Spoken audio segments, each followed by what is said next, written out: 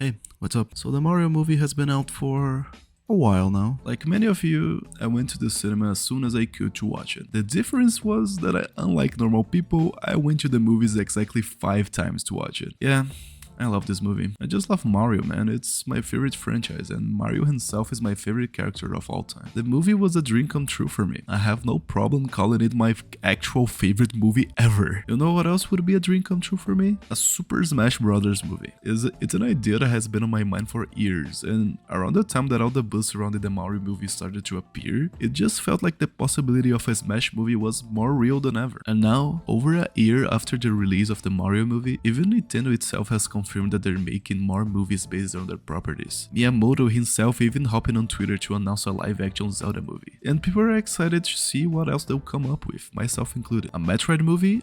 A Kirby movie? A shared universe that will eventually lead to a Smash Bros. Movie? The possibilities are endless and it's really exciting. But here's the deal. If you're watching this, there's a good chance that you've also seen this video made by Chef Freeless Productions. It was a while ago, but in this video he explains all the reasons that he believes that Smash Bros. Movie would not work. Now, I'm a big fan of Shea Freeless and I watch his videos all the time, but this one video just didn't sit right with me. So I decided to make this video in response. Very late, I know, it's been like over a year.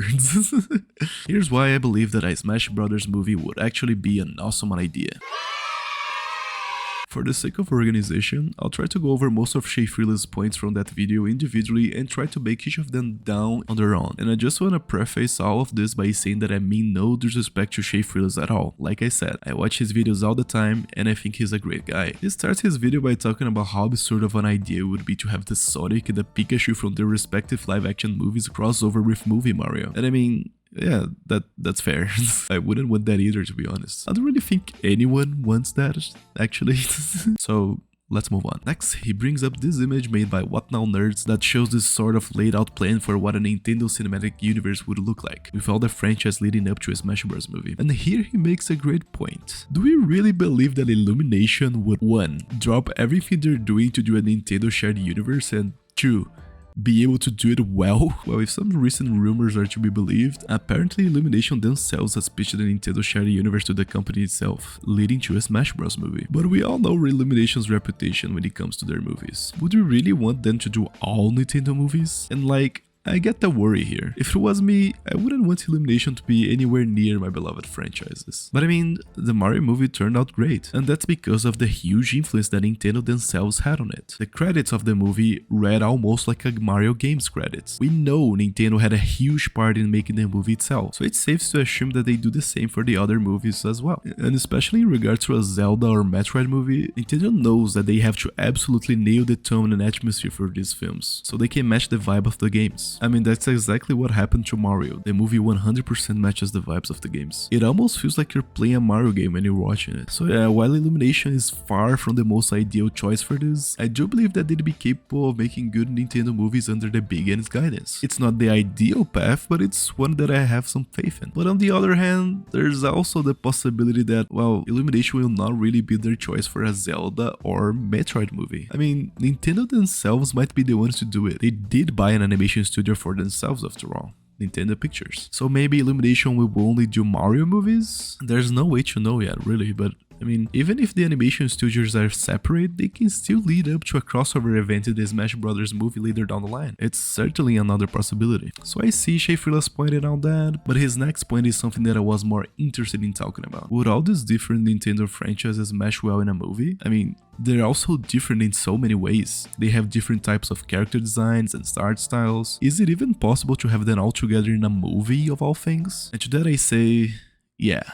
Yes, it is. I mean, I completely understand the concern here, but I honestly believe it could work really well. Something I've seen someone comment is that the character styles are so different that they have to be modified a lot to match each other. But I mean, they were already brought together in the Smash game, so the visuals wouldn't be that jarring together. Or if they are jarring, they'd just be exactly as jarring as the games themselves, which makes it no longer jarring, but coherent. And look at something like Zelda. Literally, each game has a vastly different art style from the other, but they're still recognizable as Zelda games. Link literally is a playable character in Mario Kart 8, and look at that, he doesn't look out of place at all. The same could easily be done in a movie. And I feel like the same goes for most other Nintendo franchises. Kid Icarus, Kirby, Star Fox, even Splatoon would fit really well in there as well, since they already have pretty stylized designs. I think the most difficult one to adapt would be Metroid, since I'm pretty sure it's Nintendo's most realistic looking series. But it's still not impossible. I mean, I personally would love to see a Samus in a more animated movie stylized sort of design. And it doesn't have to be quote unquote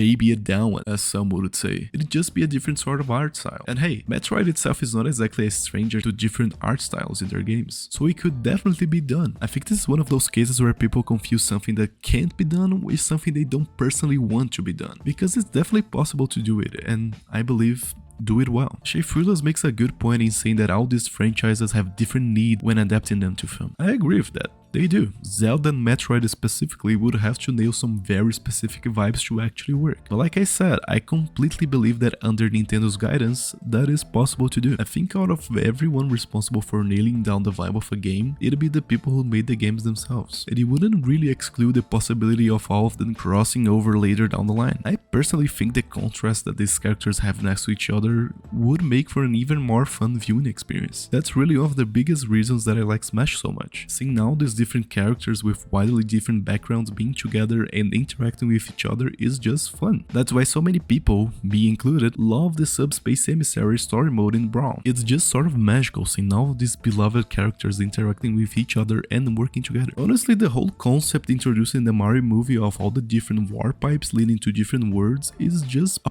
perfect lead up to having the characters travel to each other's dimensions. The setup is already there. We already have a possible justification for why all of these different worlds would collide. Shafrilas argues that he thinks it's impossible to have all of these very tonally different characters blend together well in one movie. And I mean, I understand the concern, but I believe that it's achievable if the characters are not written out of character in the movie and maintain their personalities. Not only that, but I'd say some of the fun would come precisely from their interactions and how different they are from each other. I personally always love the idea of having Samus and Mario interacting just because of how wild that would be. How fun would it be to see Mario's upbeat and nice attitude rub off on Samus' all serious and stoic demeanor? The potential for interesting interactions is endless, and it makes me giddy just thinking about it. Here's an interesting example that I just thought of. Spider-Man No Way Home. We have a crossover event with 3 different Spider-Man, and I know this is quite different from having characters from an entirely different franchise crossing over, but it's still worth pointing out just for the sake of comparison. I think we can agree that these 3 Spider-Men come from some very tonally different universes. Tobey Maguire's Spidey universe is super cheesy and comical, Andrew Garfield is super serious and dramatic, and Tom Holland is sort of a mix in between, being both sort of more grounded and realistic but also lighthearted and fun. And everyone loves seeing the 3 of them crossing over. People love seeing their interactions, especially consider how much they differ from each other. And what do you know, it's a movie with a crossover event that doesn't really have the weight of having an overarching narrative bringing it down. We even have some crossing over with Spider-Verse of all things, and that's not even live action. Now, Shafrilas brings up an interesting point. Wouldn't Sakurai be needed in the making of this movie in the same way that Miyamoto was involved in the Mario movie? Well, I can't say for sure. I love Sakurai as much as the next guy, but his whole thing is making games, right? I'm not sure he would exactly be the one to go in regards to making this movie. Making a new Smash game? Sure, he's very important, but a movie?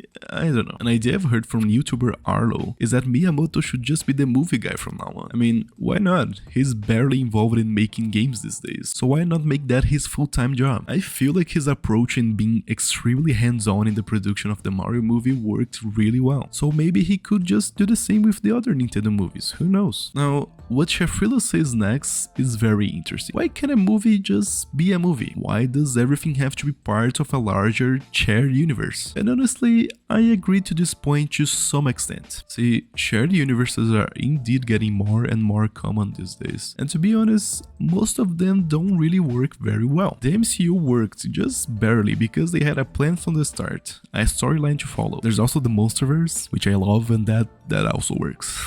Shared universes are certainly a mixed bag when they're not done well. But I mean, this is Nintendo we're talking about. These are the guys that took 7 years in the Mario movie to make sure it was done right. They wouldn't just let out just movie after movie without any thought. Say what you will about Nintendo, but they really care about making good quality products. And I mean, a Smash Bros movie doesn't have to be part of an overarching story arc that involves every other Nintendo related movie. No, it could just be an event sort of thing. But Dida, I hear you say, how could they even do such a thing? Well, I'm glad you asked. It doesn't have to be super complicated. Make Mario and the others have to travel around the realms to defeat Master Hand, who's causing mayhem to the multiverse. Boom, there we go. Or maybe all the characters receive a mysterious envelope that warps them to a different world where they have to compete against each other in a tournament, where by the end they have to team up to defeat the mastermind behind it all.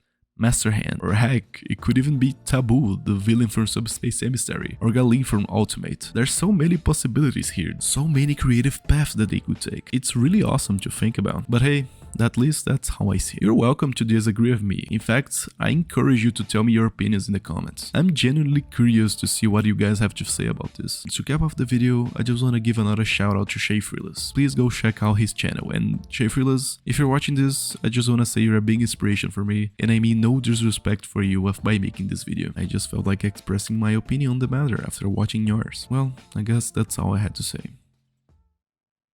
Thanks for watching.